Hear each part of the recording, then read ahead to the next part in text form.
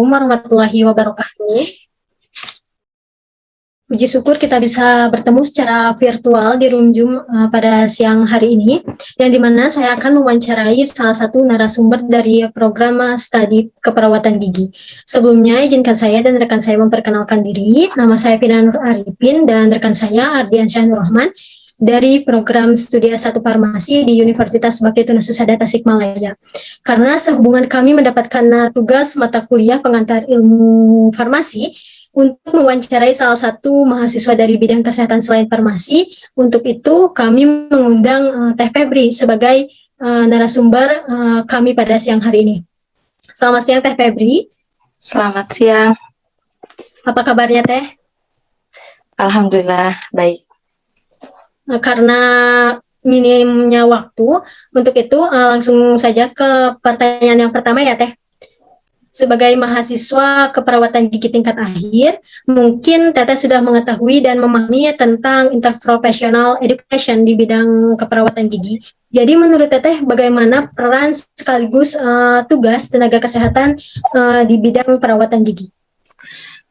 Izin menjawab ya Dek, buat dari jurusan keperawatan giginya langsung itu lebih condongnya ke kayak ke preventif, promotifnya kayak gitu deh. Kalau misalkan dari jurusan keperawatan giginya, promotif tuh kayak gimana ya? Kayak buat ngasih edukasi, kayak misalkan kalau pencegahan, jadi buat pencegahannya. Kalau preventifnya tuh kayak pelaksananya, misalkan ada yang gigi berlubang, nah harusnya kan harus harus ditambal. Terus kalau misalkan ada giginya yang misalkan yang harus dicabut, ya berarti harus ekso gitu kan, kayak gitu. Baik Teh, kan selain kebanyakan orang itu selain gigi berlubang, banyak juga penyakit-penyakit lainnya.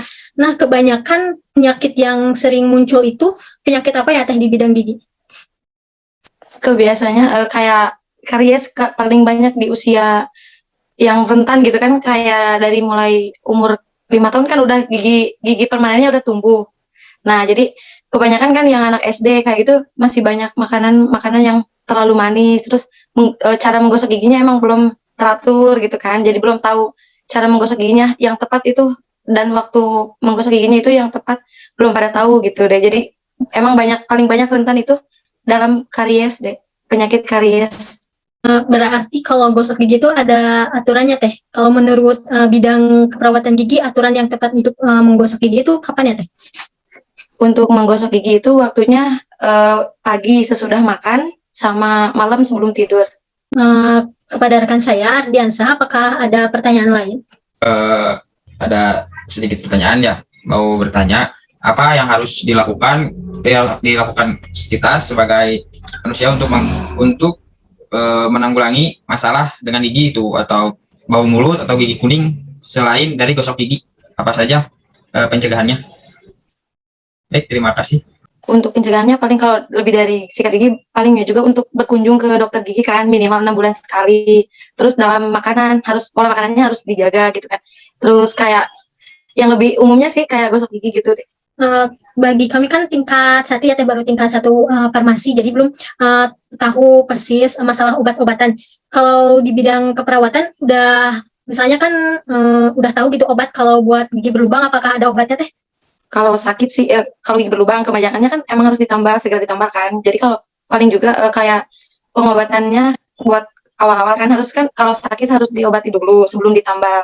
Nah, biar nggak ada infeksi kan, palingnya juga pakai obat kayak paracetamol kayak gitu kan, buat meredakan sakit nyeri giginya gitu. Kamu mau bertanya, kan lelaki kebanyakan, kalau banyak orang yang merokok ya kalau laki-laki. Nah, dari merokok itu si gigi itu bisa menjadi kuning. Mengapa, dan apakah bisa putih kembali atau sudah kuning teruslah permanen? Kayak remaja kan kebanyakan ya, dari remaja kan yang perokok bisa diputihkan kembali, tetapi kan kayak perokok aktif ada yang perokok pasif kan. Kalau misalkan buat yang perokok ya bisa dibersihin, kayak di scaling dulu giginya, kayak buat dibersihin dulu giginya. Terus nanti kayak ada apa ya namanya kalau di keperawatan gigi ada khusus buat memutihkan giginya kayak gitu kan, kayak buat ngilangin stainnya yang kuning-kuning giginya kan. Paling kalau bisa di scaling dulu giginya gitu, pakai berkunjung dulu ke dokter giginya gitu. Nanti ada arahan lagi dari dokter giginya gitu. Apakah selain kita berkunjung ke dokter atau ya ke dokter, apakah ada cara sederhana atau tradisionalnya untuk memutihkan gigi kembali? Ada sih pakai apa ya, daun sirih, kalau nggak salah daun sirih ya, kemarin saya baca mah kayak buat dikumur kan, terus daun sirih dikumur gitu, terus pakai apa ya, ada bahan yang alaminya kayak pakai daun-daun juga ada sih, cuma saya kurang tahu gitu, paling tahunya juga pakai daun sirih aja gitu. Baik Teh, terima kasih kepada Teh Febri yang sudah menjawab pertanyaan secara terperinci dan sekaligus men-sharing hal-hal yang baru bagi kami. Mohon maaf Teh karena keterbatasan waktu, saya ucapkan sekian untuk wawancara kali ini. Semoga di lain kesempatan kita bisa berbagi pengetahuan bersama Teh Febri yang luar biasa pada siang hari ini. Saya ucapkan terima kasih sekali lagi kepada Teh Febri atas ilmu yang sudah di-sharingnya. Saya ucapkan sekian, wassalamualaikum warahmatullahi wabarakatuh. Waalaikumsalam warahmatullahi wabarakatuh. Terima kasih Dek. Assalamualaikum warahmatullahi wabarakatuh. Waalaikumsalam warahmatullahi wabarakatuh.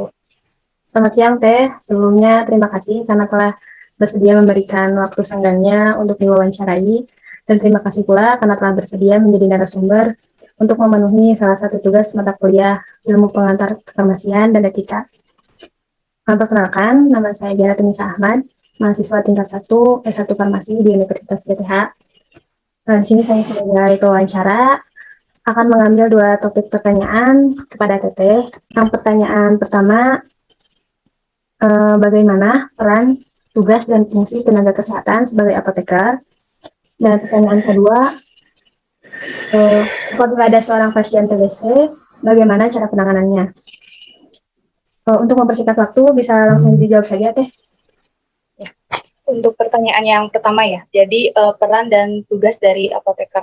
Jadi menurut pengalaman kemarin waktu PKPA, tugas dan fungsi apoteker itu banyak ya. Di antaranya itu ada pengendalian mutu sediaan farmasi, kemudian pengadaan, penyimpanan, pengelolaan, terus pendistribusian, sampai pelayanan resep dari dokter, terus pelayanan informasi obat, terus juga ada pengembangan obat, bahan obat tradisional juga itu salah satu tugas dan fungsi dari apoteker. Selain itu juga apoteker ada memiliki peran di pemerintahan, contohnya di dinas kesehatan, gitu.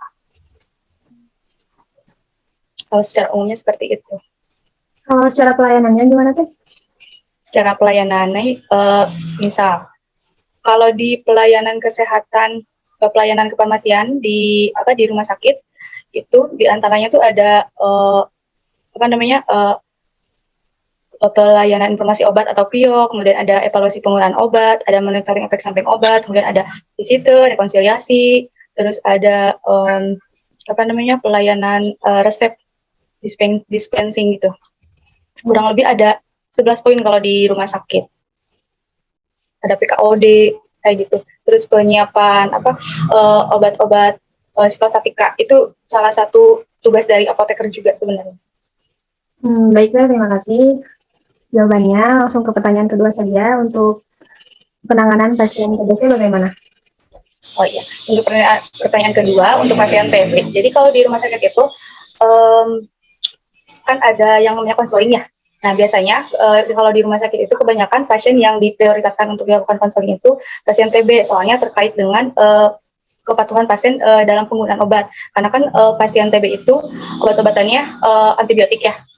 Terus obat-obatannya tuh banyak, terus juga penggunaannya lama, kurang lebih 6 bulan. Terus penggunaan obat TB ini tidak boleh terputus. Jadi kalau misalkan terputus harus diulang dari awal. Jadi kita itu tugas dari apoteker itu harus meningkatkan pemahaman juga kepatuhan si pasien terhadap penggunaan obat TB ini. Gitu. Itu juga terkait ke peningkatan kualitas hidup pasiennya juga. Contoh obat TBC bagaimana namanya? Obat-obat TB itu kan ada kategori-kategorinya ya, ada kategori 1, 2, terus juga ada 3, TB paru, kategori 1, 2 maksudnya, terus ada TB paru, ada TB buat yang pasien anak, kayak gitu. Kalau obat-obatan TB itu ada HRZE biasanya kalau disingkat ya, ada H itu isoniazid, R itu rifampicin, Z itu pirazinamid, E itu etambutol, S-nya itu streptomycin. Jadi beda-beda ya, Kak? Iya. Baik. Jawabannya cukup ya, Teh. Nah, terima kasih. Ya, semoga membantu. Ya, terima kasih karena telah menjawab pertanyaan-pertanyaan dari saya. Mudah-mudahan bermanfaat. Ya, mohon maaf ya jika kurang memuaskan jawabannya. Tidak apa-apa, Teh. Makasih ya, Teh. Makasih ya, Dek. Ya, Ya, makasih. sama-sama. Perkenalkan, nama saya Neng Rizka dan teman saya Parena. Kami dari Prodi S1 Farmasi Universitas Bakti Tunas Husada. Sebelumnya, Kasih Teh sudah bersedia meluangkan waktunya untuk kami wawancarai mengenai interprofesional education. Baik, untuk mempersingkat waktu, langsung aja kepada intinya.